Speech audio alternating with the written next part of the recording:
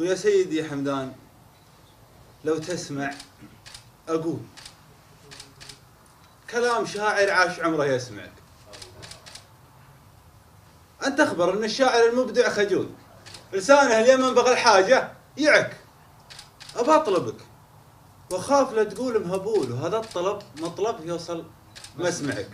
مواجهك فرصة وبن آدم عجول، يخاف لا من رحت، يخاف ما يلقاك لا من ودعك.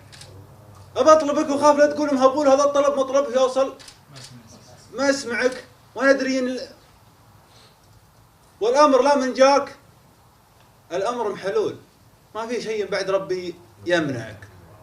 أبى أطلبك أقابلك زول لزول وعايدك في العيد أصور معك.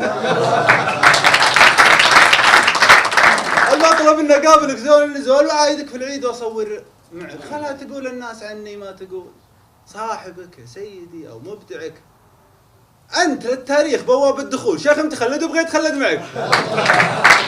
وأنت رقم غير قابل للنزول، نقسمك أو نضربك أو نجمعك. الرقم واحد، والمدايح ما تقول إلا على اللي مثلك ومثل صنعك. وأنت نجم غير قابل للأفول، كل ما طالعت فوق، كل ما نطالع فوق شفنا موقعك. حتى الهواية فيك تترجى الميول عشان تفرح فيك لما ندفعك. حتى الهواية فيك تترجى الميول عشان تفرح فيك لا منه دفعك. للمجد ما ترضيك أنصاف الحلول، ولا هي بتقنع شعبك ولا تقنعك. لا هي بتقنع شعبك ولا تقنعك، كأن الحياة بيدك دقمة بكنترول تغير الدنيا بضغطة أصبع. ماني بقول إنك إله ولا رسول، ولا أني بنافق لك ولا أني بخدعك. لو كان ربي ما وضع فيك القبول ما كان شفت الناس هذه تتبعك. لو كان ماني بقول إنك إله ولا رسول، ولا أني بنافق لك ولا أني بخدعك. لو كان ربي ما وضع فيك القبول ما كان شفت الناس هذه تتبعك. من شاف وجه أبوك في سباق الخيول يسعد نظراته منه يشجعك.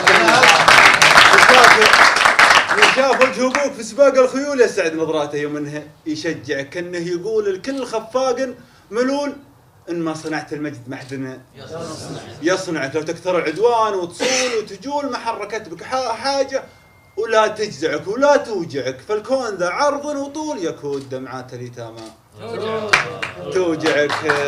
صدقوا هالمرة سهلة.